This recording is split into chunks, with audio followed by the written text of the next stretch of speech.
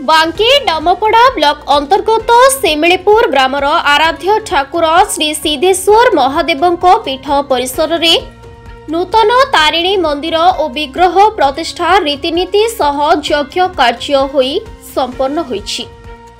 सेमिलीपुर grammar नयनी लेंकांक एही मंदिरर भित्ति स्थापन 2014 मसीहारे करिथिले। असंपूर्ण होई रहिथिबा मंदिर निर्माण को ग्रामवासी माने मिलिमिशि संपूर्ण करिथिले। बांकी गड़राजा और राजगुरुंक स्वतंत्र राज धर्मविधि द्वारा नियंत्रित होइथिला। बांकी राजा दुर्गामाधव श्रीचंदन महापात्र राजगुरु अभ्युदय महापात्रंक द्वारा विग्रह प्रतिष्ठा करा जायथिला। संध्यारे विशिष्ट ब्राह्मण पंडित मानक द्वारा शास्त्र गान करने सहित पूर्णाहुति कार्य संपन्न करा जायथिला। बांकी आखपाख अंचलर शताधिक श्रद्धालु भक्त माने पहुंची विग्रह प्रतिष्ठार दर्शन करी कृपा विभू लाभ करने सहित आनंद बजार रे प्रसाद सेवन करथिले। अनंत कुमार रणांक संयोजन भक्ति संगीत और सांस्कृतिक कार्यक्रम मान परिवेषण करा जायथिला।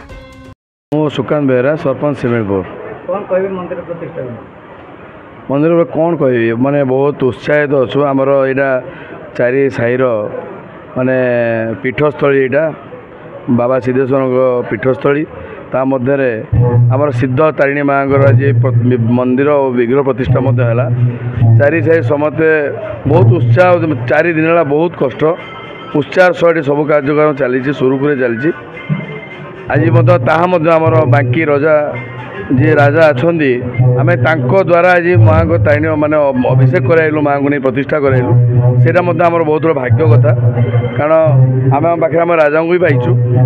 आम छोट पिला जान नु कौन अच्छी कौन नहीं माने पिला बेलू शुणु राजा किए अच्छा कि आज आम देखिलु राजा अच्छा और तांकर भी जो भावमूर्ति आम फिल कलु राजा जी की सब प्रजा को आम मूल्य नगर परिक्रमा भी कले। हाँ आउ कि समय आम आगुरी कर सबू 4 साई मत आम कवर कर पार्लु नहीं बहुत दुखर विषय। ता सहित आम कर्मी मान किसी भी माने मन भी उत्साह भांगी आम साइड जाइए राजा टी भल होता नगर परिक्रमा करते समय अभाव ये भितर माने आमर पुनः सैले प्रसाद सेवन कार्यक्रम अच्छे आनंद बजार आयोजन कर भक्त मैंने खाए जी जो आसवे छुआ बहुत उत्साह अंचल समस्त उत्साह समस्त सहभागिता मत बहुत भरपूर रही से मनिटारी हो माने फिजिकाली लेबर सबू साइर लोक मैंने सब प्रकार सहयोग मिली मानसिक आउ फिजिकाली और मनिटारी। सेमिलीपुर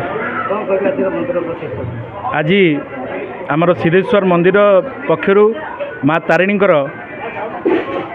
प्राण प्रतिष्ठा होईची। दीर्घ 3 दिन धरी आमर प्रथम दिन आमर श्रद्धालु मान पक्षर महानदी ठारू एक कलश यात्रा आसला।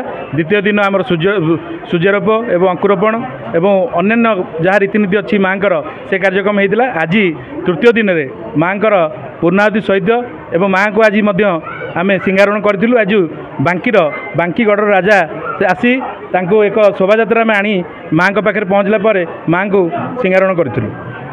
जो कार्यक्रम है से कार्यक्रम जनसाधारण केते कोन सहायता सहयोग देखु माँ सिद्धेश्वर मंदिर पक्षर आमर जो परिचालना कमिटी अच्छी तत्सहित आमर जो 4 खंड गाँ अच्छी एपटे नदीकूल साई हरसपुर नुआ साई कदम साई बाबुर साई ये समस्त मिलित उद्यम एवं समस्त सहयोग आज ये जो तारिणी प्राण प्रतिष्ठा कर संभवपर हो जाए ना। आज आम समस्त आमर ये ग्रामवासी तथा यार आखपाख अंचल लोक आम कहूँ निश्चित भाव आपण मैंने आसतु एवं माँ तारिणी आशीर्वाद नहीं आपण मैंने कृपा लाभ करूँ। ब्यूरो रिपोर्ट संघर्ष टीवी।